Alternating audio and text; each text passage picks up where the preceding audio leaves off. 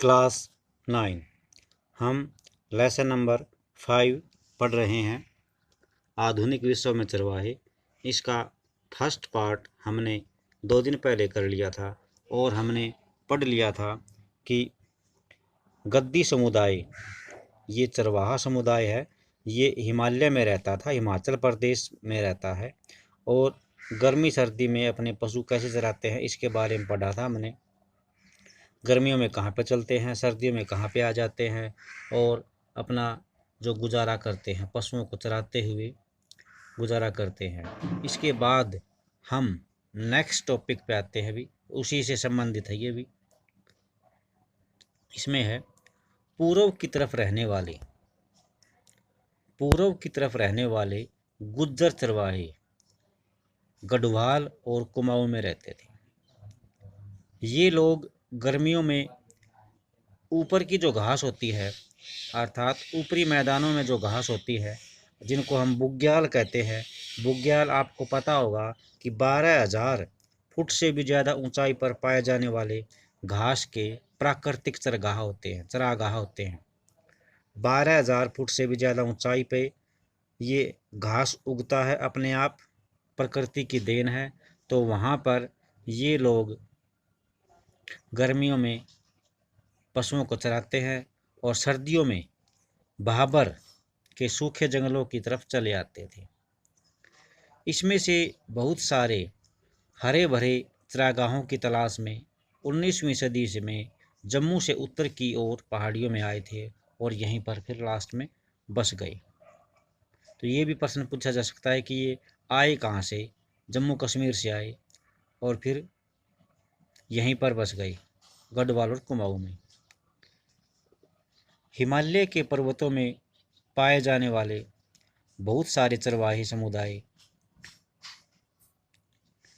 में अधिकतर जो चरवाहे होते हैं वो सर्दी गर्मी के हिसाब से हर साल चरागाह बदलते रहते हैं। अर्थात जहाँ पर इनको ये पता चलता है कि घास यहाँ पे है, हरा चारा यहाँ मिलेगा, उसी हिसाब से अपना टाइम टेबल फिक्स कर लेते हैं।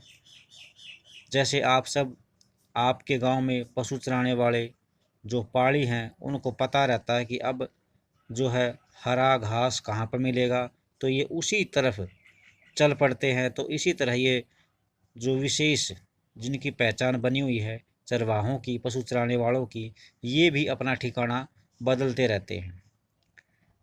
यहाँ के किन्नौरी, भोटिया और शेरपा समुदाय के लोग भी इसी तरह के चरवाहे थे और ये सारे जो समुदाय हैं मौसम के हिसाब से अपने आप को बदलते रहते थे। अलग अलग इलाकों में पड़ने वाले चरागाहों को बेहतरीन इस्तेमाल करते थे, यानी अलग अलग इलाकों में जो भी पशु चराने का स्थान होता था, चरागाह होता था, उसका यूज अच्छी तरह से करते थे। जब एक स्थान की हरियाली ख़त्म हो जाए या ख़त्म हो जाती थी तो ये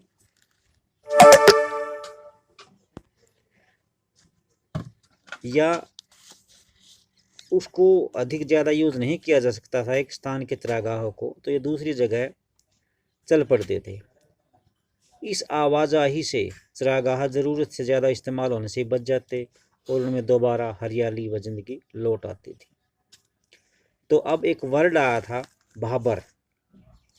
भाबर को पढ़ते हैं पहले, है क्या ये भाबर? देखो यहाँ पर साफ लिखा हुआ है, गढ़वाल और कुमाऊं के इलाकों में पहाड़ियों के नीचे हिस्से के आसपास पाए जाने वाले शुष्क या सूखे जंगल वाला इलाका। तो ये जो नया वर्ड आया है, यानी भाबर में चले आते हैं, भाबर के सूखे जंगलों में पशु चराने के लिए आ जाते हैं। तो फिर देखो गढ़वाल और कुमाऊं, ये गढ़वाल और कुमाऊं जो है इलाके हैं, उत्तराखंड में है ये अब। तो वहाँ पे जो पहाड़ियाँ हैं उसके नीचे आसपास के क्षेत्र में सूखा घास और सूखे जंगल पाए जाते हैं, वहाँ पे पशु चराते हैं। फिर अब बुग्याल का मैंने पहले बताया था, ये 12,000 फीट से ऊंचाई पर 12,000 फुट से भी ज़्यादा ऊंचाई वाले प्राकृतिक घास के मैदान होते हैं। फिर है एक एक चीज़ वेरी इंपॉर्टेंट, बहुत ज़्यादा इंपॉर्टेंट है। ये चित्र नंबर 3 में क्या दिखा रखा है अभी, ऊन उतरने का इंतज़ार। यानी आप सबको पता है कि भेड़ों से ऊन बनती है, इनसे ऊन उतारी जाती है। हिमाचल प्रदेश स्थित पालमपुर के पास ऊहल ऊहल घाट।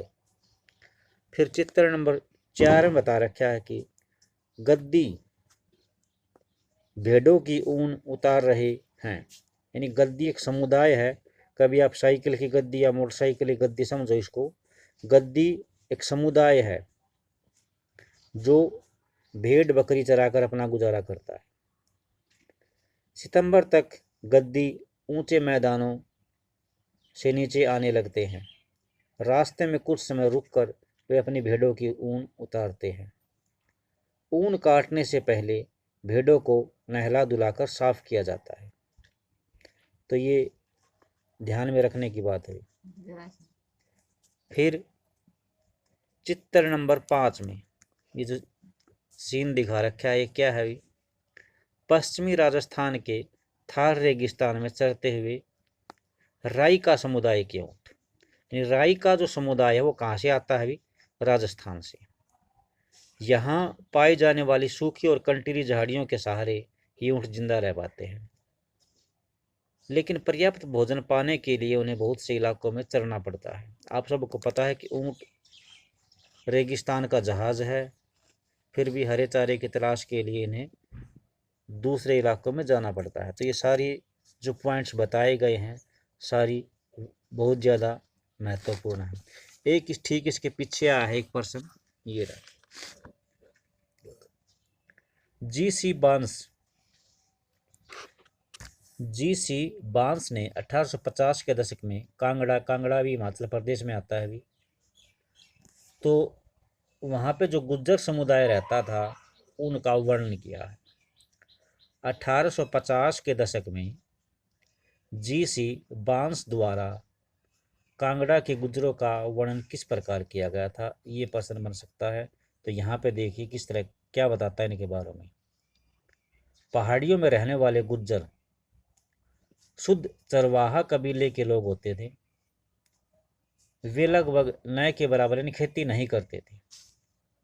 गद्दियों के पास भेड़ बकरियां होती हैं, बल्कि तो गुज्जर जो है गाय भैंस पालते हैं। गुज्जर घास भैंस पालते हैं, गाय भैंस पालते हैं, और गद्दी भेड़ बकरी पालते हैं। ये प्रश्न पूछा जा सकता है। ये लोग जंगलों के किनारों पर रहते हैं और दूध, घी और मवेशियों से मिलने वाली दूसरी चीज़ें बेचकर अपना पेट पालते हैं। घर के जो पुरुष सदस्य होते हैं मवेशियों को चराने ले जाते हैं। पुरुष अर्थात मर्द अपने पशुओं को चराने ले जाते हैं। कई बार कई हफ्ते तक वे घर पर नहीं आते। इस बीच वे जंगल में अपने रेवड़ के साथ ही रहते हैं। औरतें सिर पर टोकरी और कंधे पर हांडी लटकाकर रोज बाजार जाती है। उनकी हांडियों में दूध, मक्खन और घी होता है। वे सिर्फ इतनी ही चीज़ें बाजार में ले जाती हैं जितनी घर चलाने के लिए ज़रूरी हो। गर्मियों में गुज्जर अपने रेवड़ों को लेकर ऊपरी इलाकों में चले जाते हैं, अर्थात बुग्याल जैसे स्थानों में चले जाते हैं, जहां उनकी भैंसों को न केवल हरा चारा मिलेगा बल्कि उनकी सेहत भी, भैंसों की जो सेहत है वो भी सुधर जाएगी। और ये शीतोष्ण का मतलब होता है न ज़्यादा ठंड न ज़्यादा गर्मी, मौसम के हिसाब से खुद को ढाल लेते हैं। बल्कि जहरीली मक्खियों से भी इनको छुटकारा मिल जाता है जो मैदानों में उनका जीना मुश्किल कर देते हैं।